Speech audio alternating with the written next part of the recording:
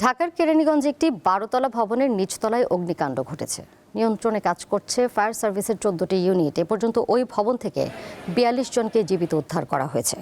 সেখানে এই মুহূর্তে রয়েছেন সহকর্মী সোহাগ আহমেদ, সরাসরি যুক্ত হয়েছেন তিনি। সোহাগ, আগুন এখন পর্যন্ত কতটা নিয়ন্ত্রণে এলো? ফায়ার সার্ভিস কর্মকর্তারা কি বলছেন জানাবেন, এবং কখন আগুন লাগে, কিভাবে আগুনের সূত্রপাত, এ বিষয়ে কোনো তথ্য পেয়েছেন কিনা?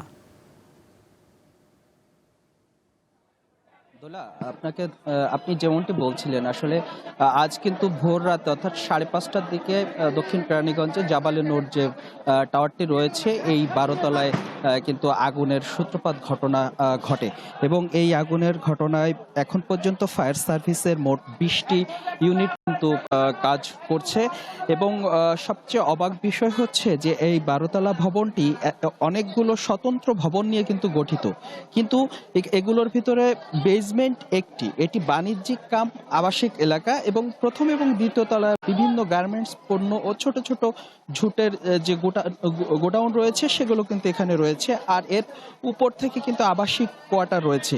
এবং বেসমেন্টের যে প্রবেশ, এই প্রবেশে মাত্র 2টি পথ কিন্তু আছে, এবং বেশিরভাগ দোকানে তালা এবং শাটার কেটে কিন্তু আগুন নেভাতে হচ্ছে। এ কারণে আগুন নেভাতে কিন্তু ফায়ার সার্ভিসের খুব হিমশিম খেয়ে যাচ্ছে। এবং প্রচুর ধোঁয়ার কারণে 3টি ব্রিদিং টেন্ডার এবং একটি হ্যাজমেট টেন্ডার সহ মোট 20টি ইউনিট কিন্তু এই আগুন নেভানোর জন্য কাজ করছে। এবং আপনি যেমনটি বলছিলেন যে 42 জনকে জীবিত উদ্ধার করেছে ফায়ার সার্ভিস সহ যে সমস্ত বাহিনী রয়েছে। এখানে আমরা দেখলাম যে এই ফায়ার সার্ভিসের সঙ্গে কাজ করছে সেনাবাহিনী, র্যাব, পুলিশ এবং কিছু স্বেচ্ছাসেবী যারা রয়েছে তারা কিন্তু কাজ করছে। এই মাত্র 3 জনকে কিন্তু সুস্থ অবস্থায় উদ্ধার করেছে। মোট 45 জনকে কিন্তু সুস্থ অবস্থায় উদ্ধার করেছে ফায়ার সার্ভিস।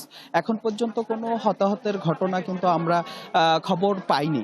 এবং এত বড় একটি ভবন যার বেসমেন্ট একটি এবং প্রবেশদ্বার মাত্র 2টি রাখা হয়েছে, যেটা দেখে আর কি ফায়ার সার্ভিস খুব অবাক হয়েছে। আরেকটি বিষয়, এখানে যারা স্বেচ্ছাসেবী রয়েছে তারা একটি ভালো কাজ করেছে।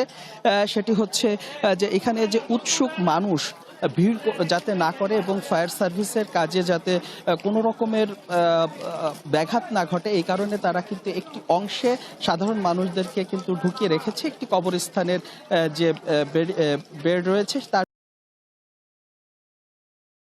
মানুষ এখানে প্রবেশ করতে দেওয়া হচ্ছে না বলেই ফায়ার সার্ভিস কিন্তু কাজ করতে খুবই মানে কোনো ব্রেক পেতে হচ্ছে না। কিন্তু অনেকগুলো যে দোকানগুলো রয়েছে, অর্থাৎ এই মার্কেটের অনেকগুলো ছোট ছোট যে দোকানগুলো রয়েছে, সেই দোকানগুলো তালা দিয়ে মালিক কর্মচারীরা তারা চলে যাওয়া, এই সমস্ত দোকানগুলো কিন্তু শাটার গুলো কেটে তারপরে ভিতরে যে আগুন আছে সেই আগুনগুলো কিন্তু নেভানোর চেষ্টা হচ্ছে, এবং এতে কিন্তু ফায়ার সার্ভিসের খুব বেগ পেতে হচ্ছে।